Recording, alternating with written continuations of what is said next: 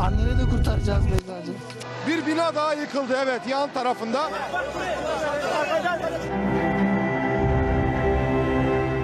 Топ адамдардын арасында Түркиянын президенти Реджеп Тайип Эрдоган жүрөт. Журт башчысы зилзаланын борбору болгон Кахраман-Мараш шаарындагы элдин абалын жеринен көрүүгө келди.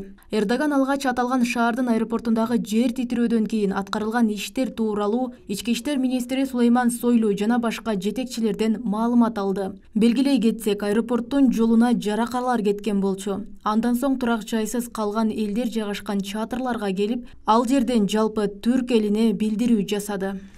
10 vilayetimizde bu gerçekleşti. Tabii şu an itibariyle ne yazık ki жер титирөө 10 облуста катталды. Борбор ушул биз турган Кахраман-Мараш шаары болду. Каза болгондордун саны 8574, жаракат алгандардын саны 49133. Биз бардык ресурстарыбызды мобилизацияладык. Бүгүнкү күнгө чейин Түркиялык кандай сабырдуу болсо, бүгүн да сабырдуулугун көрсөтүп жатат. Туура, кырсыктын биринчи күнүндө бир аз кемчиликтер болду.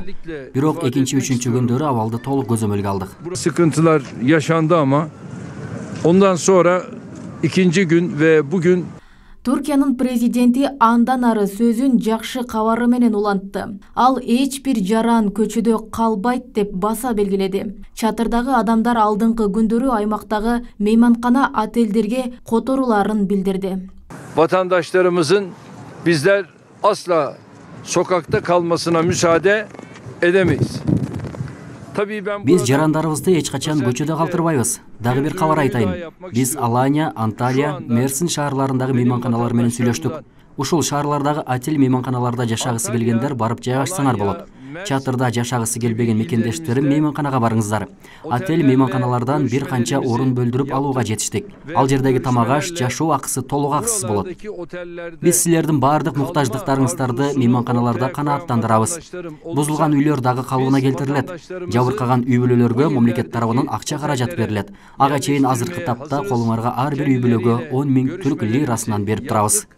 Ve çok ciddi sayıda da şu anda bir oda kapasitesine Бул учурда Кыргызстандан барган куткаруучулар дагы дал ушул Кахраман-Мараш шаарында иштеп жатышат. Эртең менен Түркиянын ички иштер министрлигине караштуу табигый кырсыктар жана өзгөчө кырдаалдар башкармалыгынын афат куткаруучуларынын базасына жайгашкан. Ал эми саат 11:30да жергиликтүү бийликтин берген тапшырмаларына ылайык урандылардын астынан калган адамдарды издеп куткарууга киришишкен. На разрушенных объектах работают сотрудники Министерства чрезвычайной ситуации Кыргызской Республики. Кахраман-Мараш шаарында куткаруу иштери кызуу жүрүүдө. Тасмада апааттан 53 саат өткөндөн кийин калдыктардын алдынан 6 айлык наристе апасы менен аман куткарылды. Алгач бөбөк чыгарылып, андан соң апасын калдыктардын арасынан чыгарып алуу бир топ кыйынга турду.